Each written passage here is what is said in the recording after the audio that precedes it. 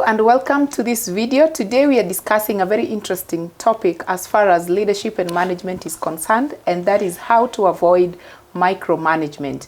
I believe the insights that we are going to share will really come in handy in case as a leader, as a manager, you are struggling in this area, or as an employer you observed your management team needs to improve on this. As usual, my name is Mary and I am glad to be joined by Godfrey in this conversation.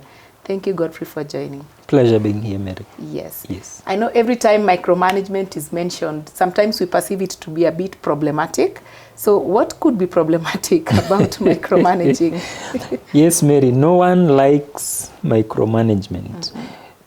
This is both the employees who are being micromanaged and even the manager who is micromanaging. They don't want the term micromanagement. I understand sometimes as a manager, you would be perhaps pressed to make sure things are done in a particular way according to your standards. And that now brings you to want to be involved in everything that is happening because either you doubt the quality that you will get from the team. And this being too involved in the process is now what brings about the aspect of micromanagement. I know because a manager, you may want to really drive ownership and accountability, but the reverse is actually the case. In fact, they say micromanagement is the art of managing nothing. Reason being, the person being micromanaged, instead of them giving you the results you're looking for, they will no longer care. They will do things according to the way you want. They will not put in their creativity, and it will stifle even also their level of engagement in the process.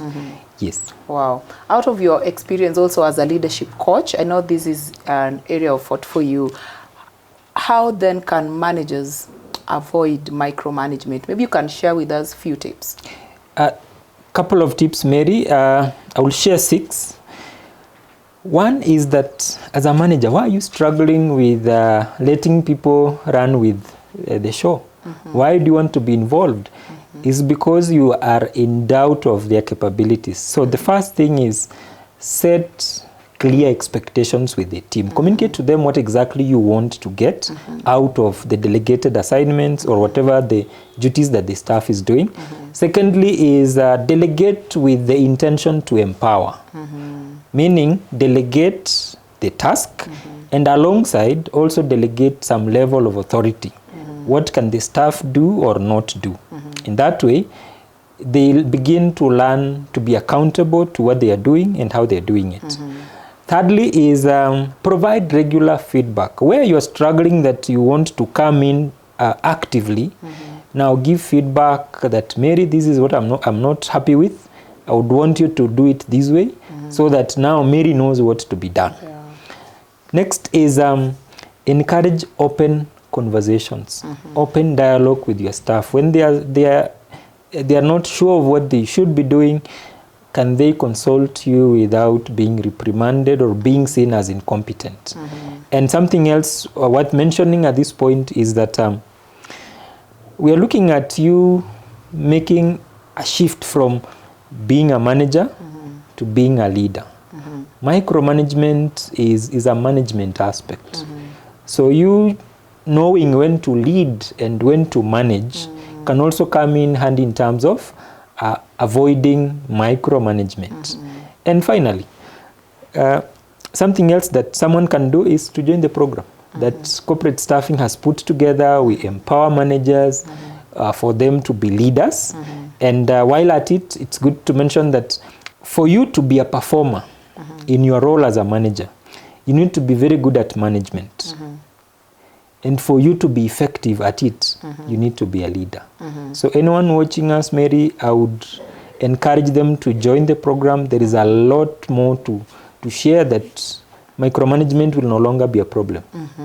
I was actually coming to that because I know as corporate staffing, our training services, we are able to tailor the leadership programs in different ways. We actually have a senior management and leadership training. Yes, and this is part of what we are covering. Exactly. How does this empower now the managers or the team leaders to improve on their leadership skills and also just be more productive together with their team?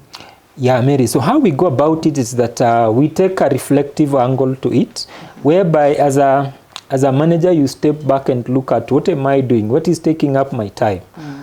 Because most of the times we find ourselves as leaders, as managers, doing things that can be done by others because we struggle with delegation. So in the program, we take a very practical approach where we look at if I'm to delegate, what will be the basis of that process? And once I've delegated, so what is now my focus?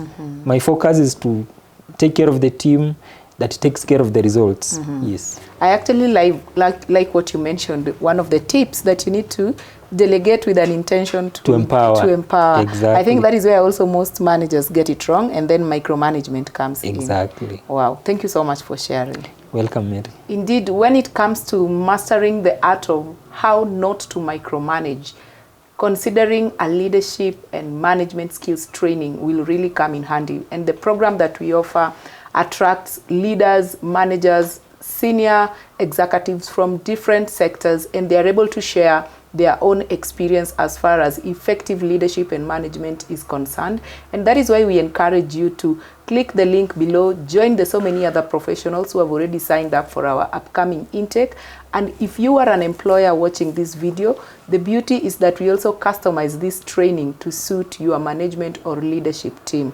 And we encourage you to reach out to us. We'll have an one-on-one meeting conversations, which is absolutely free, just to chat the way forward. Thank you for watching this video. See you in the next one.